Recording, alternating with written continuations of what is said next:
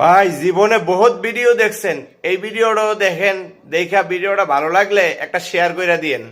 Hello hello বন্ধুগণ, একটি বিশেষ ঘোষণা এত দ্বারা সমস্ত এলাকাবাসীদের ও কন্ট্রাক্টর বন্ধুদের জানানো হচ্ছে যে আপনারা আপনাদের বাড়ি তৈরির সরঞ্জাম, চিপস, বালি, ইট কেউ রাস্তার উপরে রাখবেন না।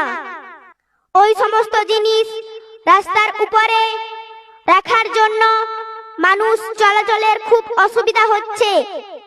রাস্তায় যানজট বেড়েই চলেছে, যার জন্য প্রত্যেক দিন মানুষের বিভিন্ন রকম দুর্ঘটনা ঘটেই চলেছে। তাই আপনাদের নিকট বিনীত অনুরোধ, আপনারা কেউ রাস্তার উপর মালপত্র রাখবেন না, বা যদি কেউ রেখেও থাকেন তাহলে তা সময় মতো সরিয়ে নিন। এবং কেউ রাস্তার উপর গরু ছাগল বাঁধিবেন না। আপনার সুবিধা অন্য কারুর যেন অসুবিধা না হয়।